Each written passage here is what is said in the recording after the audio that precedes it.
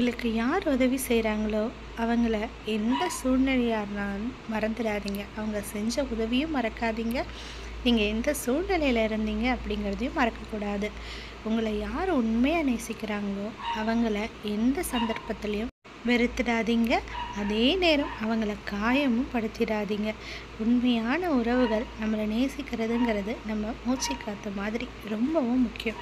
உங்களை ஒருத்தர் நம்புகிறாங்க அப்படின்னா அவங்கள எந்த சூழ்நிலையும் ஏமாற்றவே கூடாது. நம்பிக்கை அப்படிங்கிறது ஒரு கண்ணாடி மாதிரி.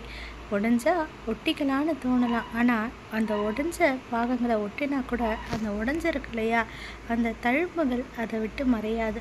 நல்லாவே தெரியும். அதை நீங்கள் பழையபடி மாற்றவே முடியாது. அதே மாதிரி தான் அவங்க உங்கள் மேலே வச்ச நம்பிக்கையும். ஒரு முறை போச்சு அப்படின்னா மறுபடியும் அந்த நம்பிக்கை வருமா அப்படிங்கிறது தெரியாது.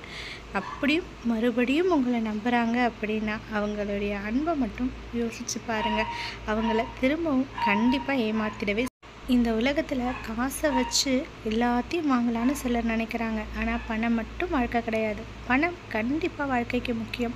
உண்மையான உறவுகள் நம்மளை எந்த எதிர்பார்ப்பும் இல்லாமல் நேசிக்கிறாங்க இல்லையா, அவங்க நல்ல உள்ளன்போட நம்மளை நேசிக்கிறாங்க பாருங்கள். அவங்களுடைய நம்பிக்கையும் பெரிய சொத்து. அதை எதை கொடுத்தாலும் வாங்க முடியும். ஆனால் இந்த மாதிரி உறவுகள் நம்ம கூட இருந்தால் நம்மளால் எதையுமே வாங்க முடியும். ஏன் இந்த உலகத்தையே ஜெயிச்சிட முடியும். நம்ம தான் சிறந்த மனிதனும் கூட.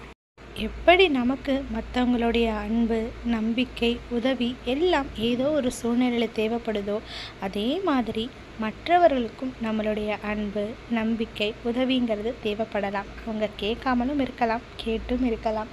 உங்களுக்கு நிஜமாகவே அவங்க உண்மையான உறவு அப்படின்னு தெரிஞ்சால் உங்களுடைய உண்மையான அன்பை எந்த யோசனையும் இல்லாமல் அவங்களுக்கு தாங்க. தெரிஞ்சவங்களோ தெரியாதவங்களோ உதவி அப்படின்னா அதை செய்கிறது தப்பு கிடையாது. ஒருத்தரை நம்பி ஏமாறக்கூடாது. நம்பலாம், ஆனால் ஏமாத்துறது. நம்பிக்கைங்கிறது வேற, ஏமாறுறதுன்னுன்றது வேற. நீங்கள் ஏமாளியாக இருக்கிறதுனால தான் அவங்க உங்களை ஏமாத்துறாங்க. இவங்க ஏமாற்றுவாங்கன்னு தெரிஞ்சே அவங்க மேலே நம்பிக்கை வைக்காதீங்க. ஒரு தடவை அனுபவிச்சிட்டோம் அப்படின்னா அந்த அனுபவங்கிறது ரொம்ப பெரிய பாடம். அதை வச்சுக்கோங்க. யார் நல்லவங்க, உண்மையானவங்க அப்படிங்கிறத புரிஞ்சுக்கிட்டு நீங்கள் சந்தோஷமாக வாழுங்க. உங்களுக்கு உண்மையாக இருங்க. உங்களுக்கு நீங்களே நம்பிக்கையை கொடுங்க. உங்களை நீங்களே நேசிங்க. அதுதான் வாழ்க்கைக்கு ரொம்பவும் முக்கியம். நல்லதே